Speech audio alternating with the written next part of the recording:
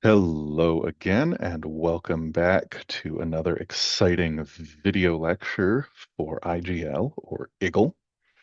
Today we will be talking about reward mechanics in games and gamification, but all of the elements that we're going to be covering are present in full immersive games and in many environments we don't traditionally think of as being game-like the traditional classroom. So all of this stuff is present throughout the continuum. We'll just be looking at some examples of deliberately gamified systems, but we'll also be looking at examples from just games, and from more traditional teaching models as well. The focus of this lecture is at the mechanical level of games. Just to remind you, here is the working definition of mechanics from the last level. Mechanics are systems which take player inputs and, using the rules of the game, convert them into outputs in the game environment, which become feedback, and that's the basis of decision making. Studying mechanics is absolutely fundamental to bringing games into your instructional design process. I don't care if you're actually planning to gamify anything, but learning to recognize these mechanics and how they work is essential for being able to criticize any sort of interactive system at that foundational level, because that's how you understand the feedback that learners are getting from the system that you're looking at. So, mechanics are important. So, why is this lecture titled PABLUM? Just to give you a definition in case you don't know it, pablum was actually originally a brand name for an iron fortified wheat porridge, and more specifically, it was baby food. But over time, it acquired this second meaning, which has kind of become the dominant meaning now. Pablum is no longer, I think, an actual brand of baby food. Um, but it took on this second meaning to mean bland or unchallenging or mediocre entertainment, the mental equivalent of baby food. And while I obviously reject the idea that video games are inherently pablum, that's rotting kids' brains, I have to admit that there are a lot of games that fit that description out there that are pablum, that don't have a lot of redeeming value other than they're just kind of easy to swallow, easy to go along with and keep playing until it's suddenly 3 in the morning and you've still got your phone open and you have to get up in the morning, and that's not great. So why, given the opportunity to, make good games, do designers make these? So let's take a quick look at how they work.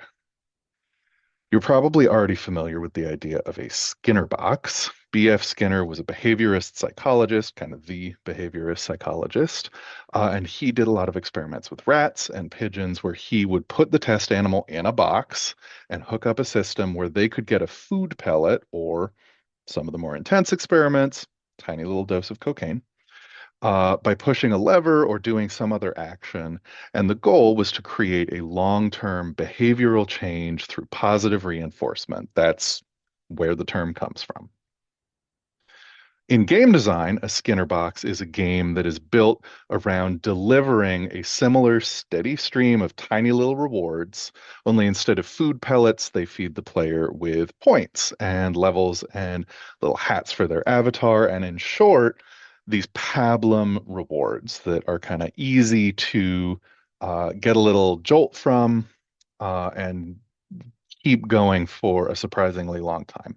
And if you design something that delivers a steady dose of these kinds of rewards, you can keep a surprising number of people engaged, to keep playing your game kind of indefinitely. We get this tiny little thrill when we see some gold coins go into our account or see our level counter increase. And it's even better if we get something a little bit tangible, like a sticker or even a pizza, even if the activity we did to get that was not actually very engaging or interesting in and of itself. And if that's your design goal, if you're just trying to get people to spend time in your game, watch your ads, go through the motions, Then setting up that steady drip feed of Pablum rewards, that schedule of rewards, is an easy and effective way to do that. Now, not everyone sets out to design a Pablum game. A lot of well-intentioned game designs fall into this trap where the goal is legitimately to help people somehow, to help them develop better habits, to help them connect with each other. But they rely too much on these extrinsic rewards to do that. And the result winds up being that people will engage just enough to earn their rewards. But then the moment the rewards run out, or the moment they become habituated and that's not exciting anymore, then they will just drop that game, um, and abandon it even in spite of the rewards you've still got on offer, and just never go back. And their behavior just reverts to the original baseline. The inspiration to call this the Pablum model of games comes from Scott Nicholson. He's written and presented extensively about gamification for learning, specifically in libraries and museums. That's his area. And he coined this acronym of BLAP for gamification rewards. These are all different kinds of extrinsic rewards that are not actually part of an activity itself, but they've been slapped on the top of an existing activity, like a BLAP, just dropping those rewards on top. And Nicholson has done research into this, and his main conclusion is that these rewards can create good enough moderate levels of engagement for as long as they keep coming. But the moment that they stop, and the intrinsic motivation for players to continue, the desire to just go on for the enjoyment of the original activity itself, vanishes instantly. And it can actually even drop to a lower level than it was before. For example, you probably have at least heard of the Pizza Hut Reading Rewards program. This has been going on for a very long time. And elementary school students, they can read so many books. They fill out the reading log sheet, and then for every 10 books or whatever it is, you take it to Pizza Hut and you get a free personal pan size pizza. It's fun. Well, follow-up research into this program and others like it shows that overall the impact is that for kids who already had kind of average to above average reading motivation, they participate in this program, they read their books, they get their pizza. That's a nice little bonus.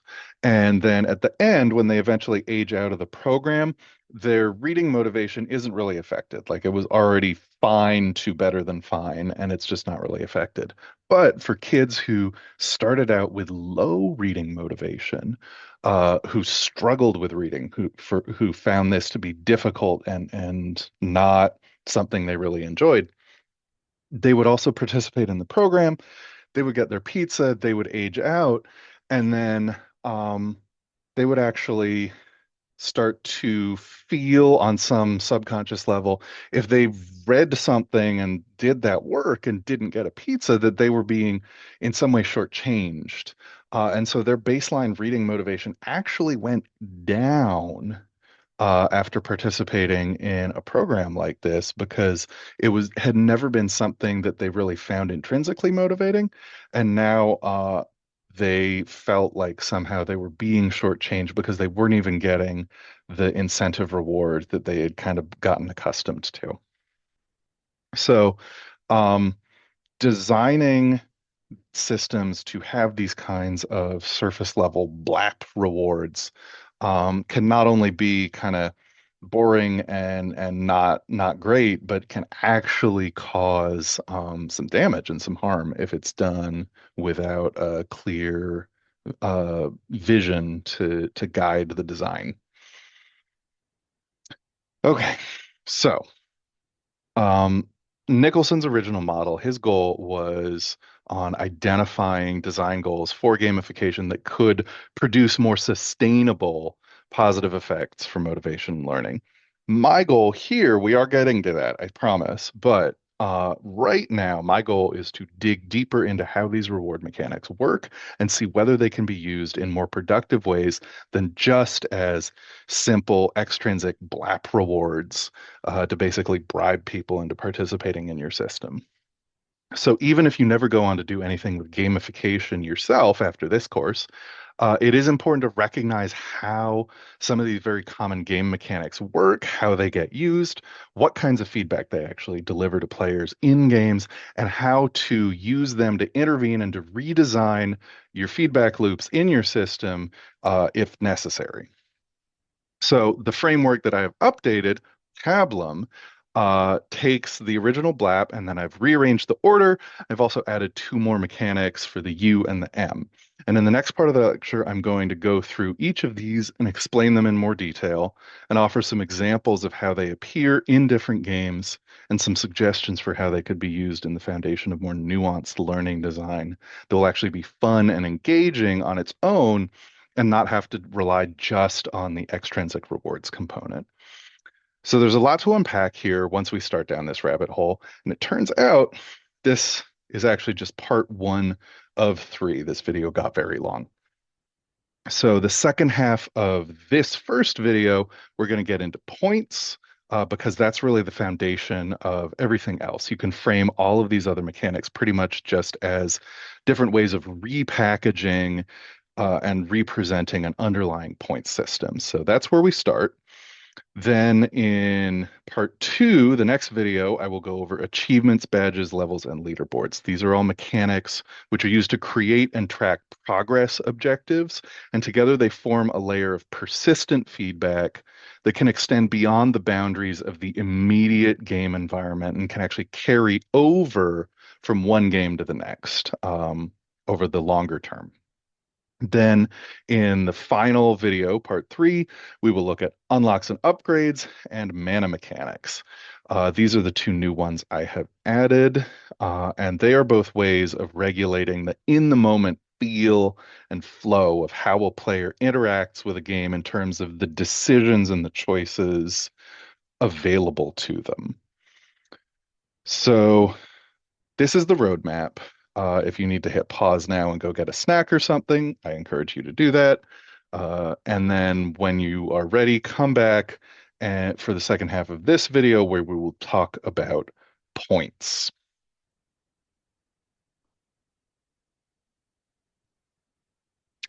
Okay, welcome back.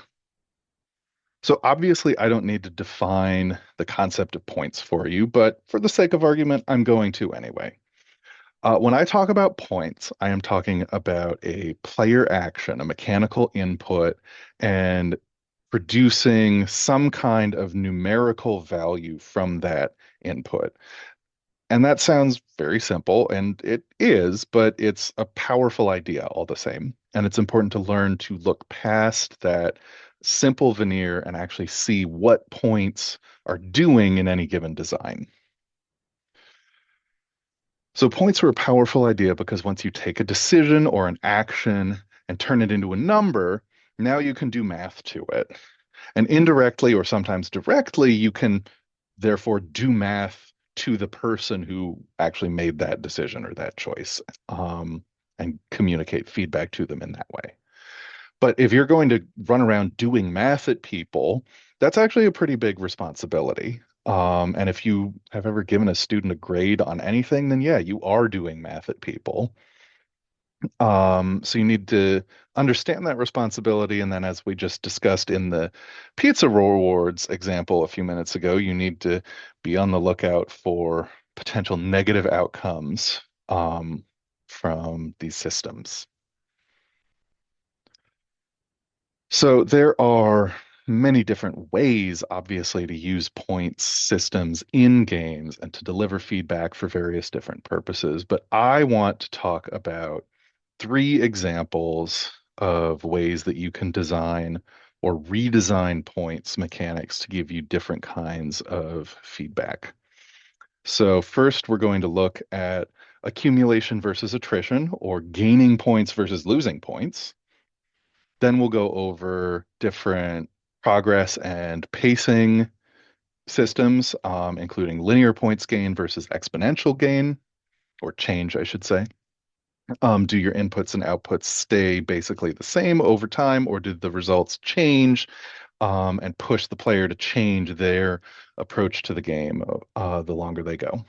And last, we'll also look at how points are communicated as part of feedback to the player, how that can be done either explicitly by actually showing them the numbers or implicitly through other mechanics that repackage those underlying values into other kinds of feedback.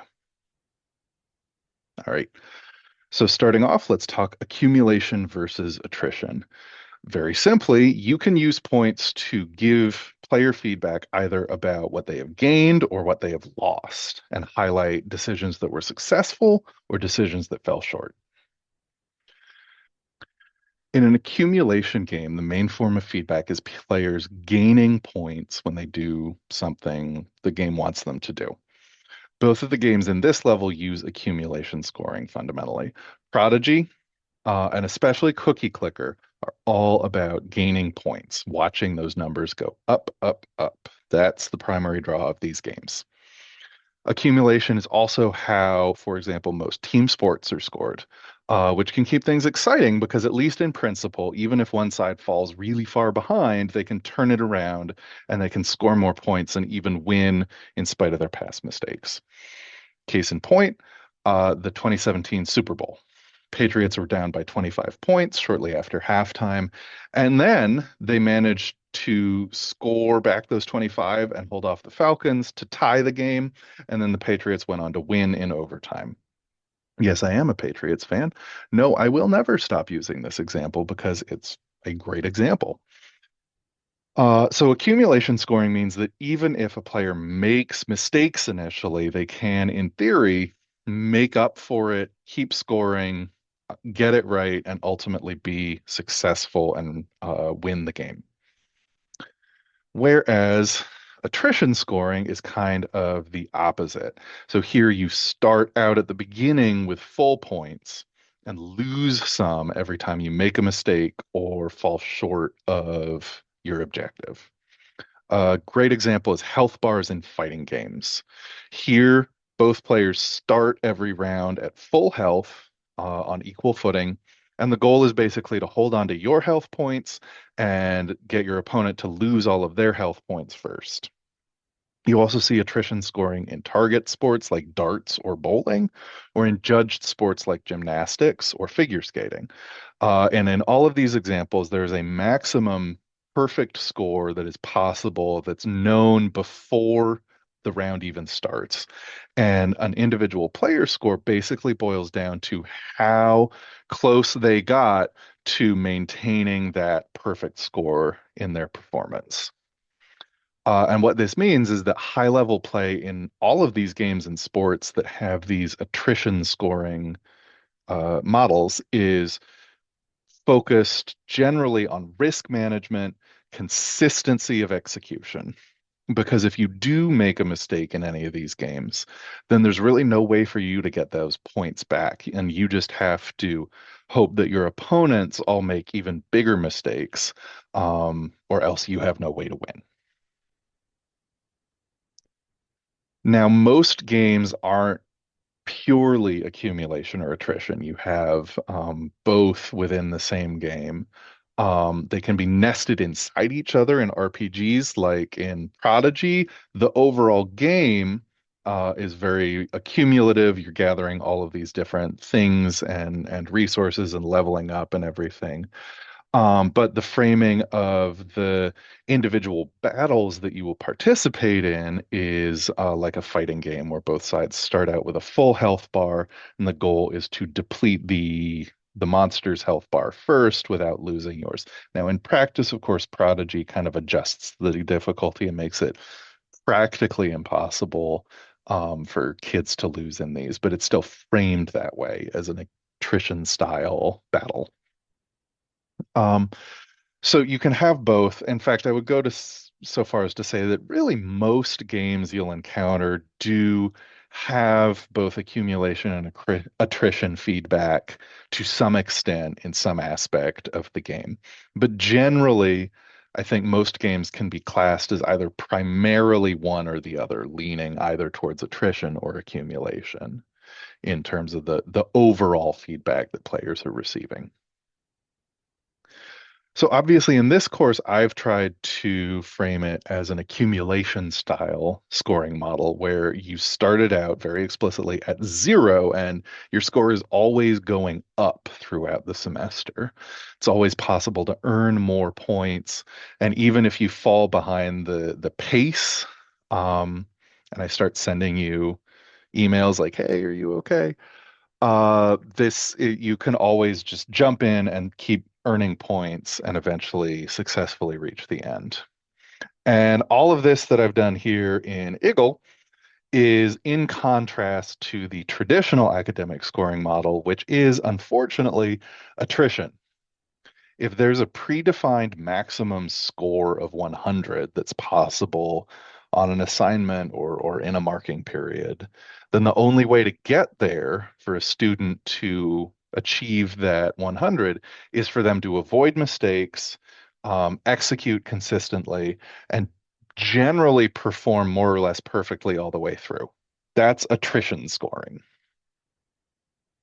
So just to make this a little less abstract, let's say you are a student, which I guess you are in this context, and you get 85 points on a test. Now, how do you feel about that? Have you gained 85 points relative to where you were before the test happened, or did you lose 15 points? I would argue that it's the former, that you have gained 85 points. But under a standard grading model, it's entirely possible that this actually makes you feel like your grade went down, like you are further from your goal in the course than you were before you took the test. And that feeling, that's attrition scoring. Now, is this a bad thing? Attrition scoring tends to reward, like I said, consistency of execution and a lack of significant mistakes. Um, and for example, if you're a fan of figure skating, you know that usually the gold medal is going to go to the skater who is really well rounded on all the fundamentals, avoids mistakes, executes, um, and doesn't have any standout flaws anywhere in their routine. And it is very possible, it's even common for a really brilliant or athletic skater to make a single mistake and effectively knock themselves out of the gold medal race before their routine has even finished. And as a fan, like that's really painful to watch.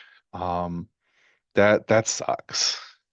You you thought you were taking a video games course, and now I'm going to be yelling about how Michelle Kwan was robbed at the O2 Winter Games. Hashtag justice for Michelle. I guess hashtags weren't actually a thing back in O2. Never mind. Okay, back on track. So if you want in your design to reward that well-roundedness and consistency, if that's your goal, then attrition scoring can do that. But if what you want is for students to be able to use their areas of strength to maybe make up for areas where they're weaker, maybe come back from behind and weather failure and ultimately succeed, like they could in a game that's scored more like baseball, or in an RPG where you can just keep grinding until you eventually level up enough to beat that hard boss, then attrition scoring is not going to do that for you. For that, you need an accumulation model, which is what I'm modeling here. Um, and we will look at more examples of both of these throughout the semester. Right now, let's move on. So part two, another way to think about using points to deliver feedback is in how you use them to set the pace of progress through your game. This metric is often expressed as a progress curve, or as you may be more familiar with it, a learning curve. As you move through the game and earn points, does that translate to steady progress, steady pace of progress throughout, or does the pace accelerate or decelerate the further you go along and the more points you gain? And that question will determine whether you want to keep making the same kinds of moves all the way through the game, or whether you're going to need to periodically kind of reassess and update your strategy and your approach to keep progressing forward through the game. Uh, so if your progress curve is linear, the same actions or decisions or options have the same value in terms of game progress at any point from beginning to end. This rewards players who kind of master the game's fundamental strategy and they stick to it and they perform it well. The traditional academic scoring model is linear, which makes sense because mostly we want students to be putting in basically similar amounts of work and time and effort all the way through in the first week of the semester and also at the end. Now that pace might swing up or down week to week somewhat during exam periods or on breaks and things like that. But generally speaking, students should be putting in roughly the same time and effort each week in order to keep making progress through a class. And any game that is designed to have a consistent rhythm all the way through will also have this linear progress curve. Again, team sports are a good example. The basic strategies and options available in basketball or baseball or football are all the same in the opening minutes of the game versus the end of the game, roughly speaking, largely speaking. Another example is family games or party games like Scrabble, or Mario Kart, or anything that's designed to be kind of fun activity as a group, um, where you want just kind of you want it to be a consistent pace throughout. You're just looking to deliver a predictable, fun experience that's neither too slow or too fast. But then there are other types of games that have different curves. So a classic example is the experience and the level progress curve that you will encounter in RPGs, everything from World of Warcraft to Pokemon games. Now, when you start playing one of these games, initially you're going to level up very quickly. You can probably go from level 1 to 10 in a few hours at the most. But as you continue, you're going to need more and more experience points for each new level. And so you have to spend more time working towards that goal. You have to move through the game world to find new challenges that are worth more XP. You can't just stay in the starting area at level 40, catching the same Pokemon that you were doing when you were starting out at level 1. So this is an exponentially decreasing curve, the way I've plotted it here, where you need more and more points for each incremental step. And so you have to seek out harder and harder challenges as the game goes along to maintain your pace of progress. And eventually it kind of slows down and becomes a little bit more of a long-term experience. And then there's also the reverse case. You can have the exponentially increasing curve. And these would be games where things accelerate as you get closer to the end. You see your key stats or numbers suddenly jumping higher towards the end game. Classic example is Monopoly, actually, where the pace of the game is pretty steady and predictable the first few times around the board. And then once people start locking in monopolies, building houses and hotels, the potential value of any given turn jumps way up. Like it can be much swingier, and the end game is much more intense and high stakes than the beginning. Another example is a lot of battle arena type games like League of Legends. They do this too, where the early games played at a very predictable, kind of steady pace. I wouldn't say slow, but like it's predictable and steady. But as players are building up their resources to kind of perfect their build and their strategy, but then as soon as they pass that threshold, they get the stuff they need, they unlock their end game abilities. Suddenly, those key stats they're going to jump up very quickly, and the pace of play accelerates very quickly, and it turns into a much faster and more frenetic kind of game in the final phase. Cookie clicker is an interesting example of both sides of this exponential curve, because on the one hand, your rate of cookie production increases exponentially the longer you play, and you'll see that counter in the upper left there going faster and faster and faster all the time. But the cost of all the buildings and achievements also rises exponentially at the same pace, and so the overall pace of play actually feels slower the longer you go because it takes longer to reach each new step. Okay, so you might be saying that all sounds very interesting. What does it have to do with learning? Well, like I said, there is not a lot of variation in this regard in the way we track progress and set pace in education, but that does not mean there couldn't be. So let me give you an example here. I've set up, like I said, a linear progress curve with the XP and level system in this course, where you need 100 XP to unlock each new level. And I did that for a lot of the reasons already discussed about just kind of wanting a steady and predictable pace throughout.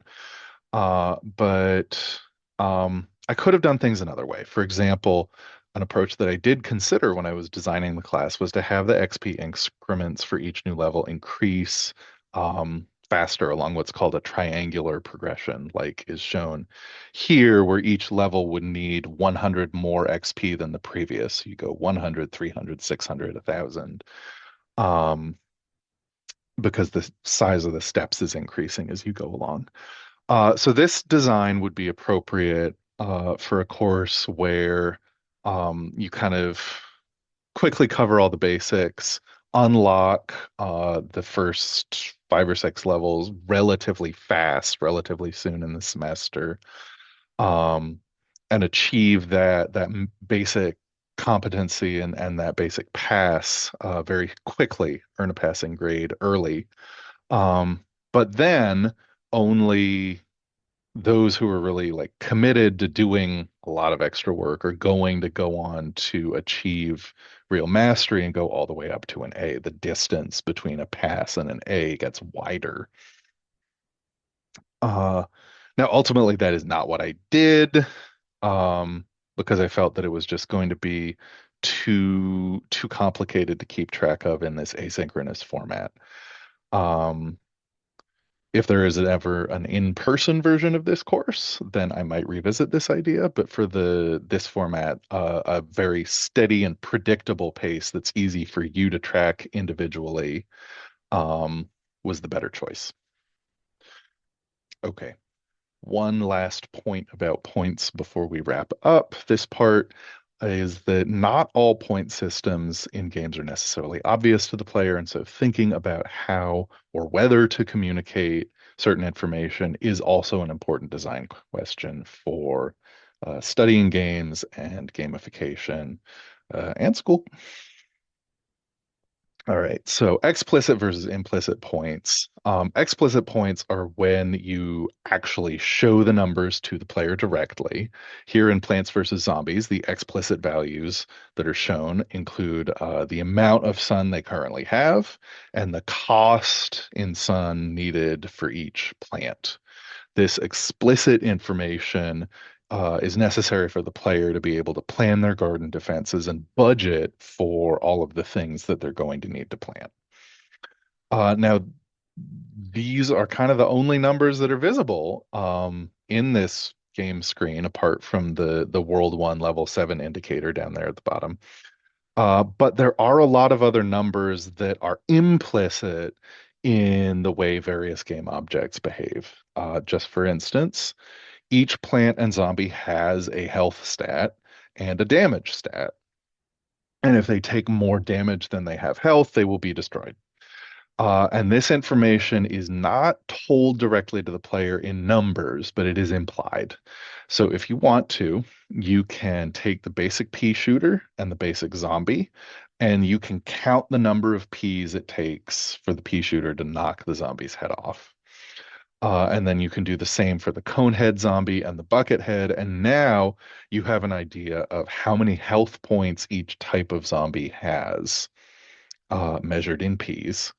And you can do that to measure the damage of your other plants relative to the pea shooter.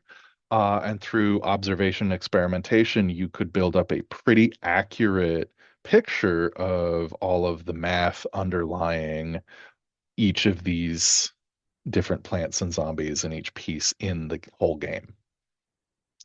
Now, obviously, the programmers who built PVZ, they know these numbers, and they are present in the game code on the back end. And I'm sure at various points in development, the designers did experiment with showing these numbers directly to players in various ways, either explicitly or implicitly. But the player doesn't need to know every number for like how much health each zombie has and how much damage and speed and so on. They don't need to see these explicitly, and in fact, it would be very visually cluttered to try and display all that data for each zombie on the screen here.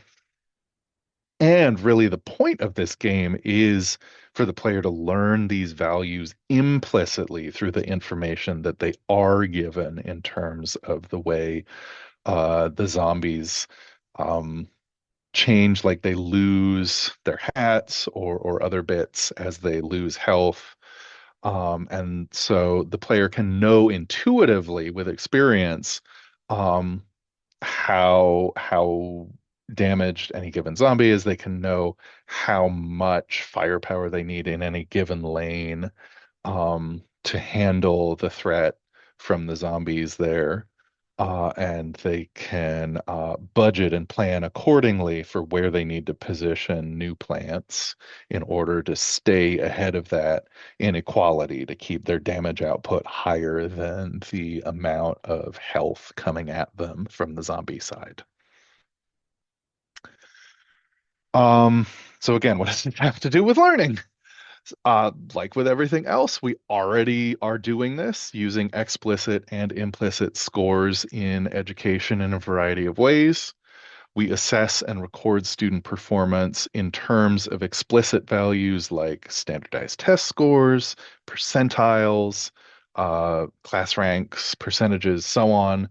And then we hand that off to the weird data people at the district or the state, and they do a lot of stuff with that, and that's fine. That's great. But we also have a lot of ways of implicitly packaging this information for easier communication with others.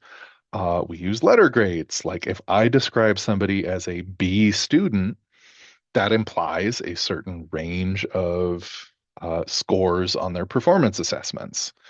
Um, if I say a kid is in sixth grade, that implies to anyone who knows a lot about what they should be learning and doing in school as compared to a kid who is in some other grade.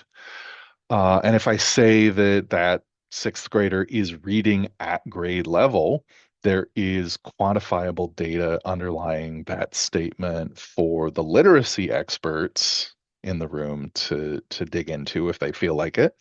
But also, I have taken those numbers and I have packaged them in a way that the student or the parent or other non-experts understand what that feedback means too. So all that is a little foreshadowing for next time. For now, the main point of all this is to talk about points, is that all of these are designed systems. They're inputs and outputs, all regulated by underlying values put in place by the designers. And they can be redesigned. And in order to redesign these systems, we can adjust those values and those rules that transform them to produce different feedback and alter the experience for the player of our game or the learner in our classroom. Systems like your classroom grading policy are already games in a sense. A lot of the problems we encounter in teaching are design problems that need to be solved with design tools. The most foundational tools at our disposal are points. Points can be used to do all of the things discussed in this lecture. They can be used to do math at the problem. And that's very powerful. And they can do everything I just talked about. They can do a lot more besides. They can be packaged into the more complex mechanics to do even more, which we will get into in the subsequent videos in this mini series. And so we will discuss the first round of all of that in part 2 next time. So I will see you then.